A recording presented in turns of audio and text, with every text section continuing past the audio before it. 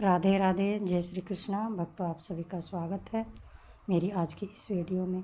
आज की वीडियो में हम भगवान राम के नाम की महिमा का एक सुंदर कथा का श्रवण करेंगे।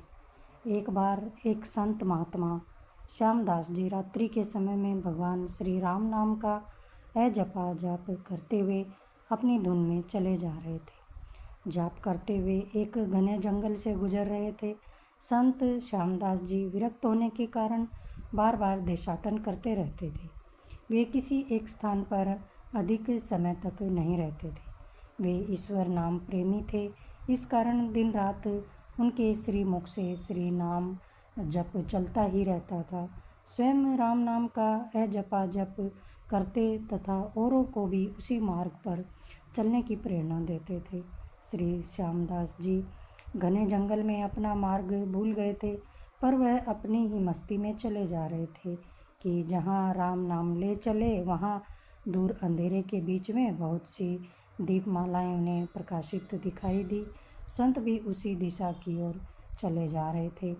प्रकाश के निकट पहुँचते ही देखा कि वट वृक्ष के पास अनेक प्रकार के वाद्य यंत्र बज रहे हैं तथा नाच गाना और शराब की महफिल जमी हुई है। कई स्त्री पुरुष साथ में नाच रहे थे, कूद रहे थे तथा औरों को भी हंसा रहे थे। उन्हें महसूस हुआ कि वे मनुष्य नहीं, प्रेतात्मा आदि हैं। श्री श्यामदास जी को देखकर एक प्रेत ने उनका हाथ पकड़ा और कहा कि वो मनुष्य, हमारे राजा तुझे बुला रहे हैं।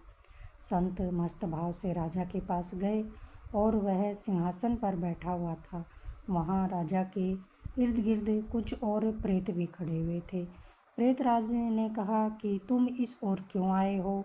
हमारी मंडली आज मदमस्त हुई है, इस बात का तुमने विचार नहीं किया? तुम्हें अपनी मौत का तनिक भी डर नहीं लगा? महात्मा श्यामदास जी बोले, मौत का कैसा डर? कैसा मौत का डर? राजन, जिसे जीने का मोह होता है उसे मौत का डर होता है।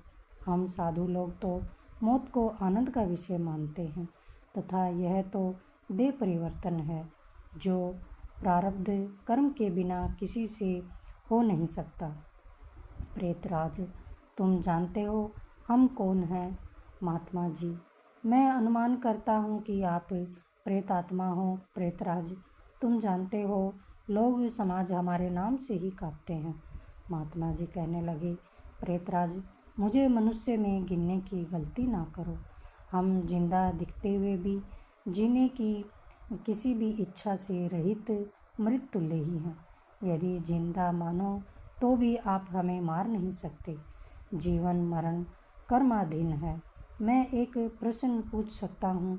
महात्मा की निर्भयता देखकर प्रेतों के राजा को आश्चर्य हुआ कि प्रेत का नाम सुनते ही मर जाने वाले मनुष्यों में एक इतनी निर्भयता से बात कर रहा है। सचमुच ऐसे मनुष्य से बात करने में कोई हर्ज नहीं है। प्रेतराज बोला, पूछो क्या प्रश्न है? महाराज जी, प्रेतराज, आज यहाँ आनंद उत्सव क्यों मनाया जा रहा है? प्रेतराज, मेरी इकलौती कन्या को योग्य पति न मिलने के कारण अब तक कुंवारी है, लेकिन अब एक योग्य जमाई मिलने की संभावना है। कल उसकी शादी है, इसलिए हम सभी यह उत्सव मना रहे हैं। महात्मा हंसते हुए, तुम्हारा जमाई कहाँ है? मैं उसे देखना चाहता हूँ। प्रेतराज कहने लगे, जीने की इच्छा के मोह को त्यागने वाले महात्मा, अभी तो वह हमारे प्रेत योनि को प्राप्त नहीं हुआ है। वह इस जंगल के किनारे एक गांव के धनवान का पुत्र है। महादुराचारी और पापाचारी होने के कारण वह इस वक्त भयानक रोग से पीड़ित है। कल संध्या के पहले ही उसकी मृत्यु हो जाएगी। फिर उसकी शादी मेरी कन्या के साथ होगी। इसलिए रात भर गीत नृत्य और मद्यपान करके हम आनंद उत्सव मनाएंगे। श्यामदास जी वहाँ से विदा होकर श्री राम नाम का जपा जाप करते हुए जंगल के किनारे के गांव में पहुँचे। उस समय तक सुबह हो चुकी थी। एक ग्रामीण से महात्मा ने पूछा, इस गांव में किसी श्रीमान का बेटा बीमार है क्या? ग्रामीण बोला, हाँ महाराज, नवलसा सेठ का बेटा साकल चंद 1 वर्ष से रोगग्रस्त है। बहुत उपचार किए पर उसका रोग ठीक नहीं होता। महात्मा नवलसा सेठ के घर पहुँचे। साकल चंद की हालत बहुत ही गंभीर थी। उसकी अंतिम घड़ियाँ थी। फिर भी महात्मा को देखकर माता पिता को आशा की किरण दिखी। सेठ परिवार ने उस महात्मा का स्वागत किया। महात्मा सेठ पुत्र के पलंग के पास राम नाम की माला जपने लगे। दोपहर होते लोगों का आना जाना बढ़ने लगा। महात्मा, क्यों साकल चंद, अब तो ठीक हो? साकल चंद ने आंखें खोलते ही अपने सामने एक प्रतापी संत को देखा तो वह रो पड़ा। बोला, भगवान, आप मेरा अंत सुधारने के लिए यहाँ पधारे हो। मैंने बहुत पाप किए हैं। भगवान के दरबार में मैं क्या मुँह दिखाऊंगा? फिर भी आप जैसे संत के दर्शन हुए हैं, यह मेरे लिए शुभ संकेत है। इतना बोलते ही उसकी सांस फूलने लगी, वह खांसने लगा। बेटा, निराश न हो। भगवान राम पतित पावन है। तेरी यह अंतिम घड़ी है। अब काल से डरने का कोई कारण नहीं है। खूब शांति से चित्तवृत्ति के तमाम वेग को रोक कर श्री राम नाम के जप में मन को लगा लो। ऐजवा जप में लग जाओ। शास्त्र कहते हैं, चरितम रघुनाथस्य शतकोटिम प्रविस्तरम एकम एकम अक्षरम पुण्य महापातक नाशनम।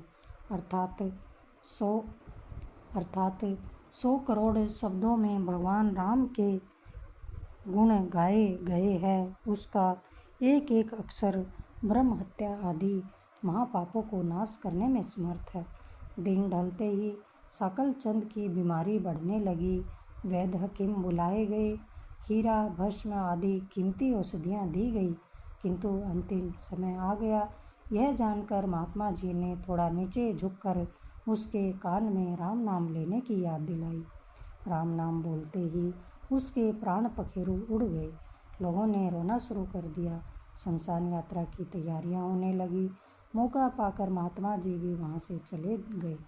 नदी के तट पर आकर स्नान करके नाम स्मरण करते हुए वहां से रवाना हुए। शाम ढल चुकी थी, फिर भी वे मध्य रात्रि के समय जंगल के उसी वट वृक्ष के पास पहुँचे। प्रेत समाज उपस्थित था। प्रेतराज सिंहासन पर हताश होकर बैठे थे। आज गीत नृत्य हास्य कुछ न था। चारों ओर करुण आक्रंदन हो रहा था। सब प्रेत रो रहे थे। महात्मा ने पूछा, प्रेतराज, कल तो यहाँ आनंद उत्सव था, आज शोक समुद्र लहर कैसे? क्या कुछ अहित हुआ है? प्रेतराज, हाँ भाई, इसलिए रो रहे हैं। हमारा सत्यानाश हो गया। मेरी बेटी की आज शादी होने वाली थी। तुम्हारा जमाई, मेरी बेटी की आज सगाई होने वाली थी।